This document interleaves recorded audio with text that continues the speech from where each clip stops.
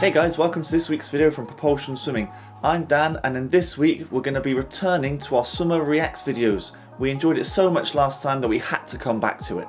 So Scott has been scrolling through Instagram like he normally does, looking at drills that would be good for me to react to. I want to see if these drills are any good so we could recommend them for you to do when you next go into the pool, or if they're bad, drills for you to avoid and we'll critique them and where we could make them better. Alright, headphones in, and let's get cracking, shall we? Alright, first drill. Oh wow, the backstroke starts literally on the block. Now this would be a bit of fun for juniors to do, but at the same time could be a bit of a health and safety hazard, but it's actually quite a good idea.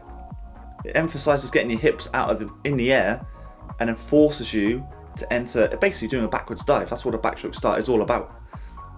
Pretty good, I like this one actually. Again, you just got to be quite careful with the safety aspects of it. But for obviously the guys doing it here are senior swimmers, so there wouldn't be any issue here. But you can see they're both trying to force their hips up. At the same time as they enter, they're almost going in vertically. So it's almost like they're too high. But I understand what the drill's all about. It's like getting the hips up. So I like it, entering streamline. No, I think that's a pretty good drill actually. Next drill, next drill. Oh, I think I have actually seen this one. This is actually quite a nice one. This is Hosu, I think. I think this is Hosu. I think Ledecky's done a similar one with Freestyle, hasn't she, with the milkshake on her head. This is perfect. I mean, I do this in my lessons with like a rubber duck balancing on the forehead of the kids doing backstroke. Obviously, you look at the best backstrokers in the world, and their head is completely still as a statue. I've always explained it in my lessons. If your head's going side to side, you're going to end up snaking down the pool. And of course, if you're snaking down the pool, you're going to end up doing extra meters that will ultimately slow you down. And if you're doing a 100-meter race, you're going to end up doing 102 meters in that race. So yeah, no, this is perfect. Basically, it's just full stroke. You've got a resistance band as well, so it's a bit of I don't know, resistance in the water so it's all focused on the head position and good body roll. I mean, KITBAG is one of the best ever at backstroke, so yeah, absolutely recommend doing this drill. That's perfect. Next one. Oh no. No, this is a no-go. This is bad for back. If you want a bad lower back or sore lower back after doing this session, this is the way to go. No, the butterfly is all about undulation. In fact, it's a very, you might say that it's arm dominated, but it's not. It's actually the drive and the momentum comes all from the legs. It's the hip undulation, and you need your legs to do good butterfly. I don't like this one, because as you can see, when she breathes, her hips drop. That's natural, but then they don't recover back up because she doesn't use the kick. You might say that's because she's got the float in between her feet, so that her feet stay up. That's all well and good, but it's the arch in the back that's not going to be good for her if she carries on doing it. So yeah, I wouldn't recommend this one at all. It's all about undulation, like I was saying. It's almost like your body needs to be in a wave movement, and that's not here, not in butterfly. Her body's basically flat on top of the water. Yeah, I wouldn't recommend doing this drill. Yeah, let's move on to the next one. Huh. Is that a Nutella jar? Interesting. Interesting. Okay, so I'm trying to think of what the purpose is here.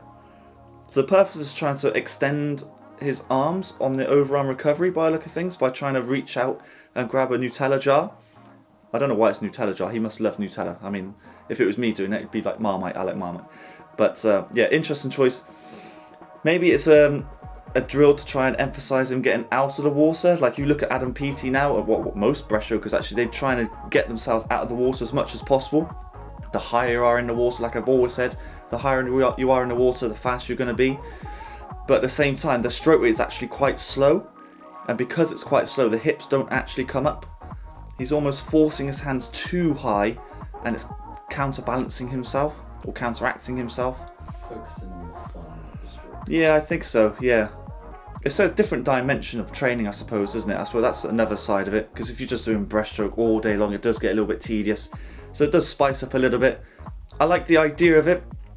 The idea of it is pretty good, but it's almost the hands are coming too high. Ooh, what's this one? Oh, jumping over the lane. That's some serious strength. Jeez, I'd love to be able to do that. Yeah, wow. He doesn't even like brush it either. I don't know who this guy is actually. No, I don't know I don't know him. But there's a... Oh, he just brushes the lane rope. So it's almost like an explosive squat, basically. I'm going to assume that he's a breaststroker, because the way he jumps up and he gets his knees out, and you can see his feet as well. He brings his toes up. Oh no, not really. Okay, yeah, so it's basically just a super power squat. I like the idea of it. Again, very similar to the last one actually, where it spices up the training a little bit. Good again for the dive and the push-offs. And it gives that lane rope there, gives you a target. So if he was just doing that in the water by himself, he'd probably get bored quite quickly. But because there's a lane rope to jump over, it's a bit of a target for him. And so a bit of a challenge. So a lot of swimmers, they want to have a challenge in front of them. Yeah, would you call that a drill? I'm not sure that's a drill, it's just a...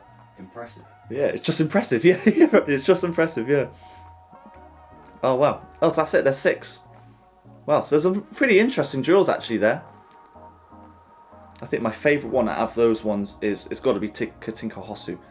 The cup balancing. I want to do that as a drill actually on our YouTube channel. I don't think I'll be able to do it as good as that, but I want to do it because it's perfect. It keeps body alignment perfect and the body rotation, the head still, everything. Yeah, I actually like that. Some of those drills were good. Some of them weren't so good. So we had a bit of a mixture there. So there's a couple that I'd recommend. The Katinka Hosu one definitely is the number 1 drill out of those ones. So some of those drills were quite interesting. I think it's most of those drills that Scott found were introducing the fun element into swimming, and I think that's what the main thing is all about. You've got to enjoy the sport to progress, like I was saying. And yeah, some of those drills are probably necessary actually, especially the cup balance, like I've said. I would never recommend putting a float in between your feet for doing butterfly.